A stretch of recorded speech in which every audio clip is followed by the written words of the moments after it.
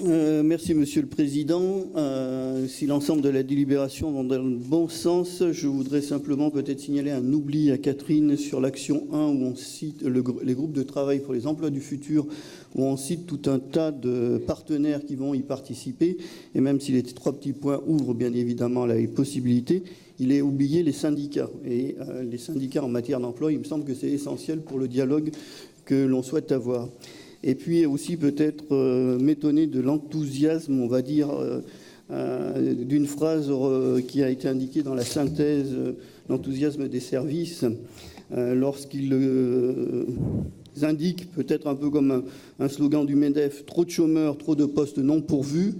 Pour moi, dans le contexte de la relance à la chasse aux chômeurs que veut le gouvernement, c'est faire un lien qui est un petit peu dangereux et qui est bien évidemment très éloigné de notre volonté régionale.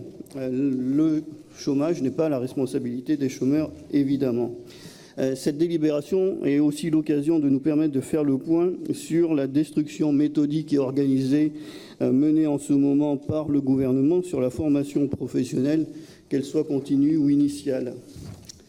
En matière d'apprentissage, par exemple, le plan régional de formation pour les lycées professionnels venait d'être dévolu il y a à peine 2 ans aux régions. Et on avait enfin une cohérence qui était complète avec la responsabilité pleine du plan pour les apprentis et pour les lycées professionnels. Le gouvernement, sitôt arrivé, méconnaissant ce dossier, nous enlève cette pleine responsabilité en matière d'apprentissage et cela va poser de problèmes de cohérence et va empêcher le travail qui a été initié notamment dans notre région. Il y a aussi une philosophie derrière toute cette réforme. C'est une certaine forme de marchandisation de la formation. Ça se voit dans le financement des CFA qui vont être mis en concurrence les uns avec les autres par une espèce de financement à la tête de pipe au nombre de contrats d'apprentissage qui vont empêcher des plans pluriannuels d'investissement.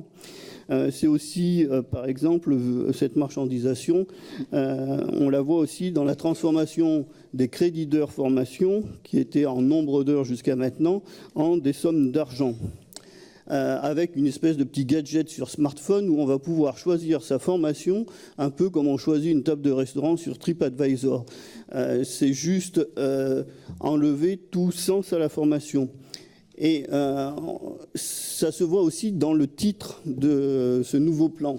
Jusqu'à maintenant, nous avions des plans de formation qualifiante, diplômante, certifiante.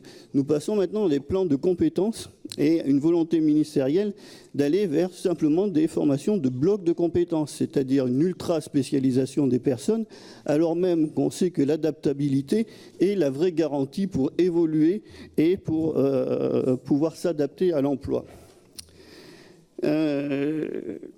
Sur l'apprentissage, de nouveau, le gouvernement va passer encore une fois à côté du problème principal qui est celui du décrochage avec, je rappelle, des taux de rupture de 30% et des taux d'abandon de 20% des contrats d'apprentissage.